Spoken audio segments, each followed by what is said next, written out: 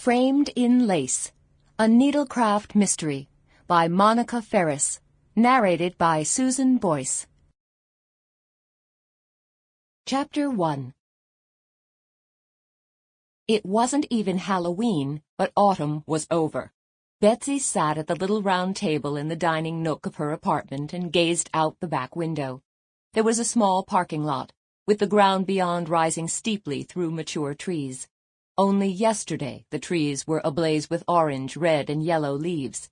She had planned to drive around Lake Minnetonka this weekend and take in the colors.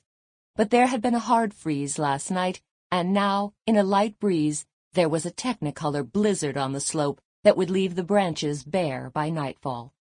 Already she could see a gas station and a white-clapboard house that had been hidden by foliage yesterday.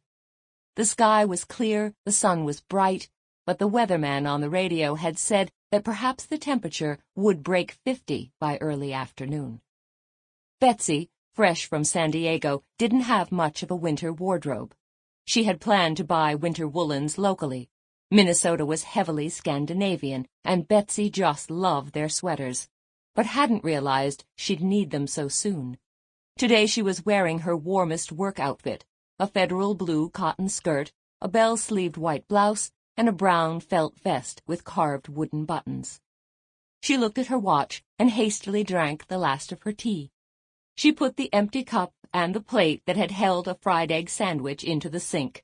Sophie was already at the door of the apartment, already ready to accompany her to work. The cat had a better sense of time than she did. Not surprising, really. Sophie had been her sister's cat, and therefore in the business longer than Betsy had. Like the Queen of England, Betsy lived above the shop. She went out the door, down the stairs, and to the obscure door into a back hallway that led to the back door of Cruel World. Sophie trundled along beside her.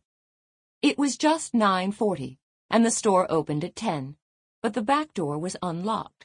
Betsy froze with her hand on the knob, key in the lock. The last time she had gone through a door that should have been locked, she had found her sister's body. Sophie made an inquiring noise, and Betsy waved a shushing hand at her while she leaned forward to listen at the door. Faint conversation. One voice, a light tenor, rose to understandability. "And I'm just so fond of magenta. It's a warm, clear color without being quite so simple as red." There was a murmur as another voice replied, but Betsy couldn't understand the words. "That's right. You know, it's just great dealing with a customer who has a..." Sample complete. Ready to continue?